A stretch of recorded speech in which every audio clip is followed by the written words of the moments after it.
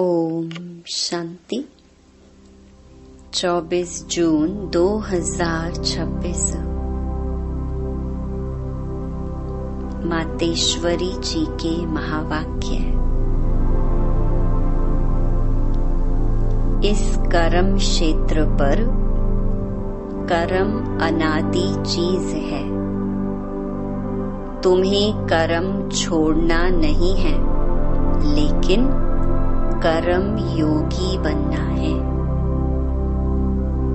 जगदम्बा माँ के स्मृति दिवस पर सुनाने के लिए उनके द्वारा उच्चारे हुए मधुर महावाक्य।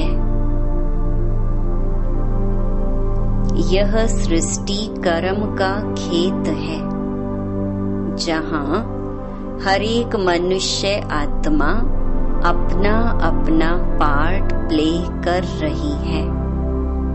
इसमें परमात्मा का भी पार्ट है, लेकिन वह आत्माओं के सदृश्य जन्म मरण में नहीं आते हैं। आत्माओं के सदृश्य उनके कर्म का खाता उल्टा नहीं बनता है।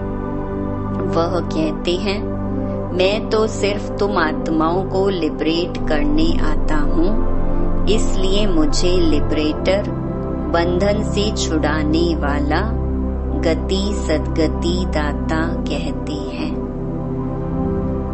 आत्मा पर माया का जो बंधन चढ़ा है, उसे उतारकर प्योर बनाते हैं और कहते हैं कि मेरा काम है आत्माओं को सर्व बंधनों से छुड़ा करके वापस ले जाना। तो सृष्टि के जो अनादि नियम और कायदे हैं, उन्हें भी समझना है।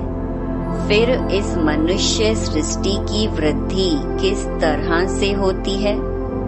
फिर वह टाइम भी आता है जब यह कम होती है। ऐसे नहीं कि बढ़ती है तो बढ़ती ही जाती है, नहीं, कम भी होती है। तो सृष्टि में हर चीज का नियम है। अपने शरीर का भी नियम है। पहले बाल, फिर किशोर, फिर युवा, फिर वृद्ध। तो वृद्ध भी जल्दी नहीं, वृद्ध होते होते जड़-जड़ीभूत हो जाते हैं। तो हर बात का बढ़ना और उसका अंत होना, यह भी नियम है। इसी तरह से सृष्टि की जनरेशंस का भी नियम है। एक जीवन की भी स्टेजेस हैं, तो फिर जन्मों की भी स्टेजेस हैं। फिर जनरेशंस की भी जो चली, उसकी भी स्टेजेस हैं। इसी तरह सभी धर्मों की भी स्टेजेस हैं। पहला जो धर्म है वह सबसे ताकत वाला है। पीछे आहिस्ते आहिस्ते जो आते हैं, उनकी ताकत कम होती जाती है। तो धर्मों का बंटना, धर्मों का चलना, हर एक बात नियमों से चलती है। इन सब बातों को भी समझना है। इसी हिसाब से बाप भी कहते हैं, मेरा भी इसमें पार्ट है। मैं भी एक सोल हूँ। मैं गॉड कोई दूसरी चीज नहीं हूँ। मैं भी सोल ही हूँ, परंतु मेरा काम बहुत बड़ा और ऊंचा है। इसीलिए मुझे गॉड कहते हैं। जैसी तुम आत्मा हो, मैं भी वैसा ही हूँ। जैसे आपका बच्चा है, वो भी तो मनुष्य है। आप भी तो मनुष्य हो। उसमें तो कोई फर्क नहीं है ना। तो मैं भी आत्मा ही हूँ। आत्मा आत्मा में कोई फर्क नहीं है, लेकिन कर्तव्य में बहुत भारी फर्क है। इसीलिए कहते हैं, मेरा जो कर्तव्य है वह सबसे भिन्न है। मैं कोई हद के एक धर्म का स्थापक नहीं हूँ। मैं तो दुनिया का क्रिएटर हूँ। वो हो गए धर्म के क्रिएटर। जैसे वो आत्माएं अपना काम अपने समय पर करती हैं, वैसे मैं भी अपने समय पर आता हूँ। मेरा कर्तव्य विशाल है, मेरा कर्तव्य महान है और सबसे निराला है। इसीलिए कहते हैं तेरे काम निराले। उनको सर्वशक्तिवान भी कहते हैं। सबसे शक्तिशाली काम है आत्माओं को माया के बंधनों से छुड़ाना और नई दुनिया का सैपलिंग लगाना। इसीलिए उनको अंग्रेजी में कहते हैं हेवनली गॉड फादर। जैसे क्राइस्ट को कहेंगे क्रिश्चियनिटी का फादर, उनको हेवनली गॉड फादर नहीं कहेंगे। हेवन का स्थापक परमात्मा है, तो हेवन वर्ल्ड हो गई ना। हेवन कोई एक धर्म नहीं है, तो वह वर्ल्ड का स्थापक हो गया और उस वर्ल्ड में एक धर्म, एक राज्य होगा। तत्व आदि सब चेंज हो जाएंगे। इसीलिए उनको कहते हैं हेवनली गॉड फादर। दूसरा, गॉड इज ट्रूथ कहते हैं। तो ट्रूथ क्या चीज है, किसमें ट्रूथ, यह भी समझने की बात है। कई समझते हैं कि जो सच बोलता है वही गॉड है। गॉड कोई और चीज नहीं है, बस सच बोलना चाहिए, परंतु नहीं। गॉड इज ट्रूथ का मतलब ही है कि गॉड ने ही आकर के सभी बातों की सच्चाई बताई है। गॉड इज ट्रूथ माना गॉड ही ट्रूथ बतलाता है, उसमें ही सच्चाई है। तब तो उनको नॉलेजफुल कहते हैं। Ocean of knowledge, ocean of bliss, God knows meaning ईश्वर जानता है। तो जरूर विशेष कुछ जानने की बात है ना। तो वह कौन सी जानकारी है? यह नहीं कि इसने चोरी की, गॉड नोज। भले वह जानता सब कुछ है, परंतु उसकी महिमा जो है ना, वह इसी पर है कि हमारी दुनिया जो नीचे गिरी है वह ऊंची कैसे चढ़े। इस चक्कर की बातों को वह जानता है, इसीलिए कहते हैं गॉड नोज। तो परमात्मा की महिमा उस तरीके से आती है जो मनुष्य से भिन्न है, क्योंकि उनका जानना सबसे भिन्न है। मनुष्य का जानना हद है, कहते भी हैं मनुष्य अल्पज्ञ है, और परमात्मा के लिए कहते हैं वह सर्वज्ञ है, जिसको अंग्रेजी में नॉलेजफुल कहते हैं, यानी सर्व का ज्ञाता अथवा जानने वाला है। तो जो सर्वज्ञ है वही ट्रुथ को जान सकता है। यथार्थ बातों की नॉलेज जिसके पास होगी, जरूर वह सबको देगा ना। अगर खुद जाने दूसरों को ना दे तो उससे हमें क्या फायदा। जानने दो परंतु नहीं। उसके जानकारी से हमें कोई फायदा मिला है तब तो हम उसकी क्वालिफिकेशंस गाते हैं, उसके पीछे पड़ते हैं। कभी कुछ भी होता है तो कहते हैं हे भगवान अब तू यह कर, खैर कर, रहम कर, मेरा दुख दूर कर। तो हम उससे मांगते हैं ना, उससे कुछ संबंध है ना, इसीलिए उस तरीके से याद करते हैं। जैसे उसने हमारे पर कोई एहसान किया है। अगर कभी किया ही नहीं होता तो हम क्यों उसके लिए माथाकूटी करते। जब कोई मुसीबत के समय मदद करता है तो दिल में आता है कि इसने बड़ी मुसीबत के समय मुझे हेल्प की थी, समय पर मेरी रक्षा की थी, तो उसके प्रति दिल में प्रेम रहता है। तो परमात्मा के प्रति भी ऐसा ही प्रेम आता है कि उसने हमारी समय पर मदद की है। परंतु ऐसे नहीं कि कभी कोई मनुष्य का अच्छा हो गया तो कहें यह भगवान ने किया। बस भगवान ऐसा ही करता है, लेकिन उसका बड़ा काम है, वर्ल्ड का काम है, दुनिया के संबंध की बात है। बाकी ऐसे नहीं कि किसी को थोड़ा पैसा मिल गया, यह भगवान ने किया। यह तो हम भी अच्छे कर्म करते हैं तो उस कर्म का फल मिलता है। अच्छे बुरे कर्मों का हिसाब चलता है, उसका भी हम पाते रहते हैं।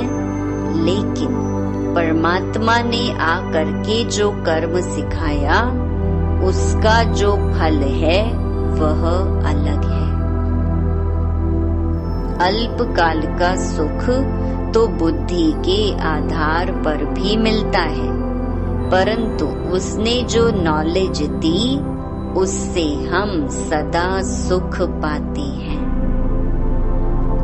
तो परमात्मा का काम भिन्न हो गया ना। इसीलिए कहते हैं कि मैं ही आकर के कर्म की जो यथार्थ नॉलेज है वो सिखाता हूँ। जिसको कहा है कर्म योग श्रेष्ठ है। इसमें कर्म को घर गृहस्थ को छोड़ने की बात नहीं है। सिर्फ तुम अपने कर्मों को पवित्र कैसे बनाओ उसकी नॉलेज मैं बतलाता हूँ। तो कर्म को पवित्र बनाना है, कर्म छोड़ना नहीं है। कर्म तो अनादि चीज है, यह कर्म क्षेत्र भी अनादि है। मनुष्य है तो कर्म भी है, परंतु उस कर्म को तुम श्रेष्ठ कैसे बनाओ वह आ करके सिखाता हूँ, जिससे फिर तुम्हारे कर्म का खाता अकर्म रहता है। अकर्म का मतलब है कोई बुरा खाता नहीं बनता है। बाप कहते हैं मैं इस छोटे से संगम युग में तुम्हारे देश, इस कॉर्पोरियल दुनिया में तुम्हारे लिए ही आया हूँ। तो कम से कम जितना टाइम है उतना टाइम तो कुछ हमारा ख्याल करो। बाबा के बने हो तो कम से कम इतना टाइम तो शुद्ध रहो। फिर तो तुम्हारी ऐसी प्रारब्ध बन जाएगी जो तुम्हें उस दुनिया में मेहनत नहीं करनी पड़ेगी। अभी थोड़ी मेहनत की बात है।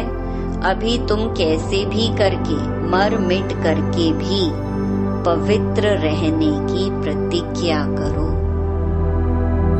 अपनी दृढ़ता रखो, अपनी धारणाओं में रहने का पूरा प्रयत्न करो। बाप तुम्हें साफ साफ बतलाते हैं, तुम सिर्फ इतने थोड़े टाइम के लिए यह मेहनत करो।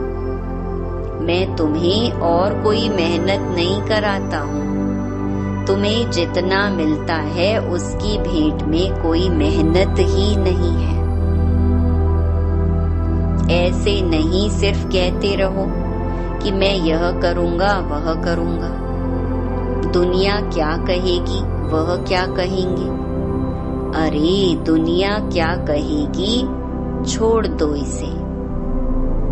अभी यह दुनिया ही जाने वाली है, अब तो मौत सामने खड़ा है। तुम इतना लंबा चौड़ा जो बनाकर बैठे हो, यह सब वेस्टेज कर रहे हो। अभी बाप कहते हैं उस वेस्टेज को बचाओ। इस शरीर निर्वाह के लिए जितना चाहिए उतना भले करो। जितना तुम्हारा क्रिएशन के साथ हिसाब किताब है उतना करो। मैं कहाँ संभालूंगा? इसे तुमको ही संभालना है। जो जरूरी है वह तो तुमको फ्री करता हूँ, लेकिन अभी यह जो एक्स्ट्रा रच रहे हो उसके लिए मना करता हूँ, क्योंकि अभी वह तो गिरना ही है। क्यों अपना फालतू समय गंवा रहे हो? इन फालतू के झंझटों से ही तुम दुखी हुए हो। उन झंझटों से तुम कैसे छूटो वही तो तुम्हें बतलाता हूँ। फिर भी बैठ करके अनेक बहाने लगाना यह कहाँ की रीति है? फिर बाप भी कहते हैं कि देख लेना, अभी अगर मुझे सीधी अंगुली नहीं देते हो, हाथ नहीं देते हो, तो फिर मैं ऐसे नाक पकड़ के ले चलूंगा। नाक पकड़ेगा तो फिर दम घुटेगा, फिर दुख होगा, सजाएं खानी पड़ेंगी ना। इसीलिए कहते हैं अभी हाथ में हाथ देकर सीधा चलने का टाइम आ गया है। अगर सीधी तरह से नहीं चलेंगे तो फिर मेरे हाथ में तुम्हारा नाक भी तो आएगा। फिर देख लेना, फिर उस समय कुछ नहीं हो सकेगा, ना कुछ कर सकेंगे। इसीलिए बाप कहते हैं बच्चे, अब तुम मेरे होकर के, मेरे पास आकर के, मेरी बातों को सुन करके अगर फिर भी कुछ नहीं किया तो उनके लिए बहुत कड़ी सजाएं हैं। इसीलिए जिन विचारों को पता नहीं उसकी तो बात अलग है।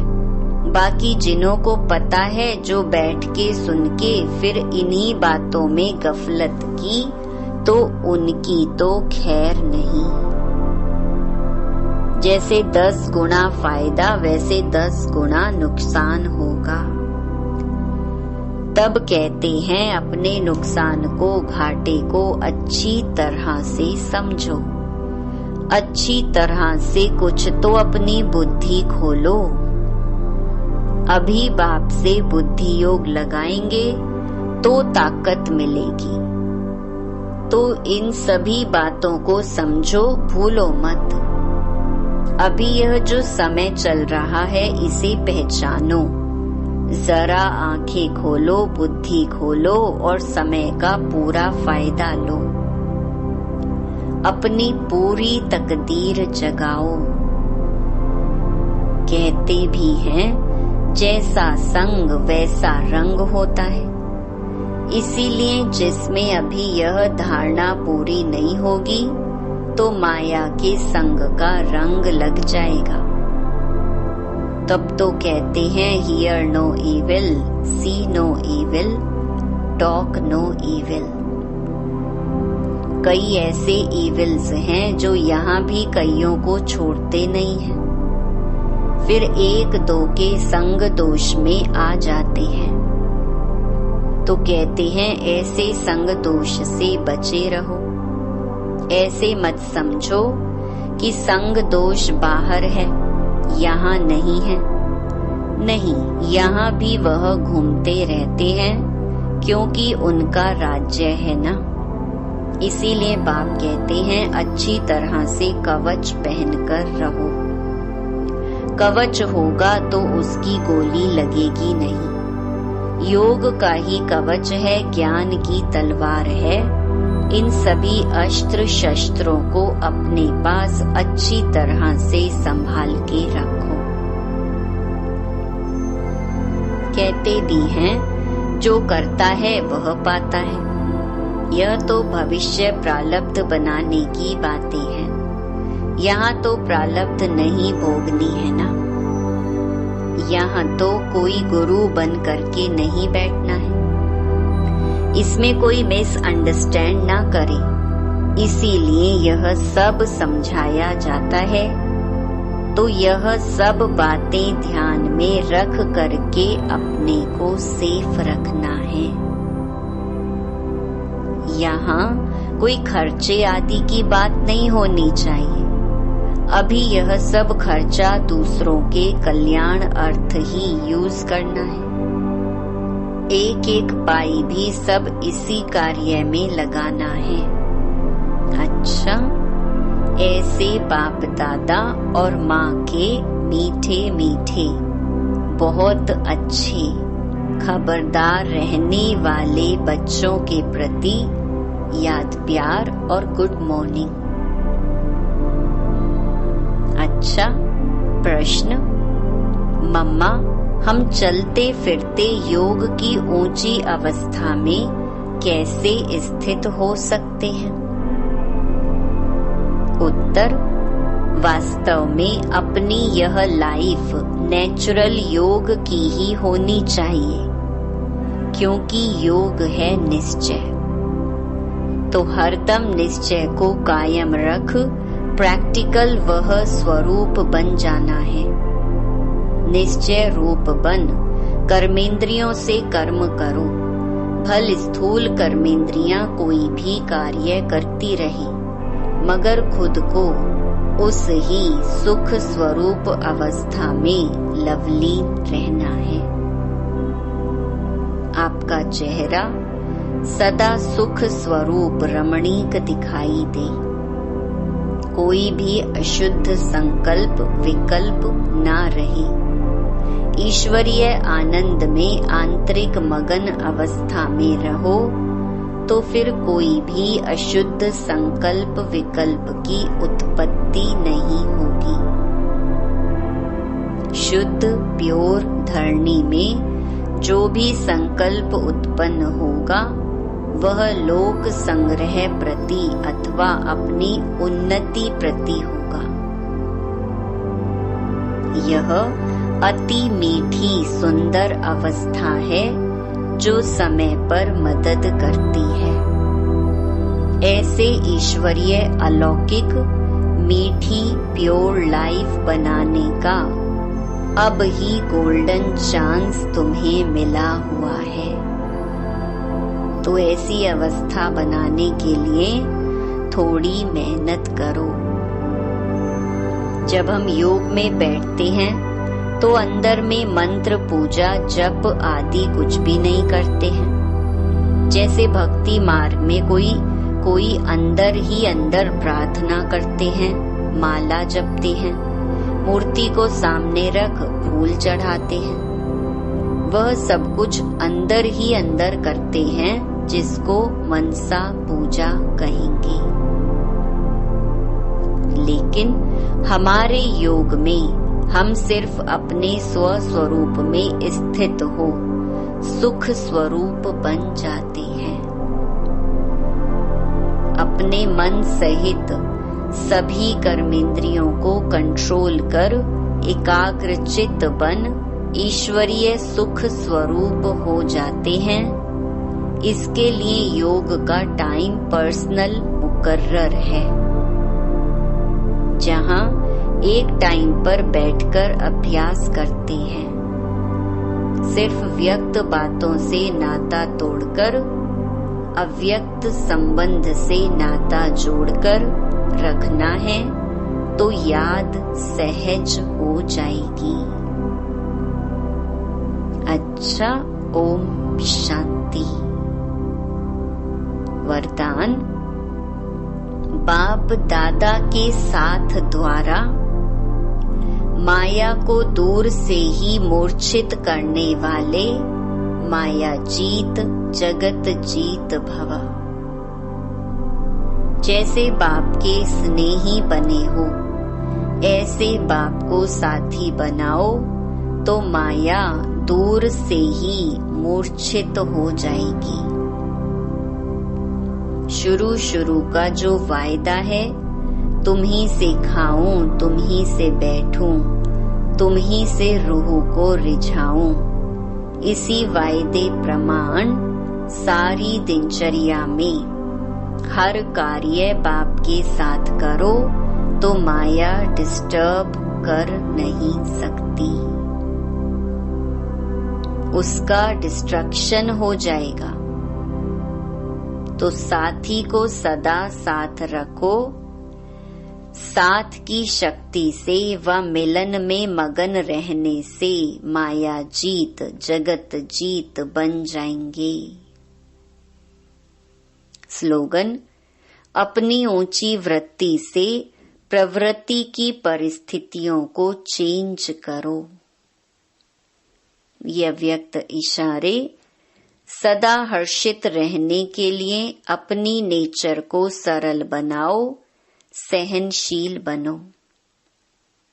अव्यक्त स्थिति रूपी दर्पण को साफ और स्पष्ट करने के लिए सरलता, श्रेष्ठता और सहनशीलता, इन 3 बातों पर ध्यान दो। अगर तीनों में से एक भी बात की कमी है तो दर्पण पर भी कमी का दाग दिखाई पड़ेगा। इसीलिए जो भी कार्य करते हो उसमें साधारणता दिखाई ना दे, साधारणपन को श्रेष्ठता में बदली करो। हर कार्य में सहनशीलता और वाणी में सरलता को धारण करो, तब सर्विस में सफलता दिखाई देगी। अच्छा, ओम शांति।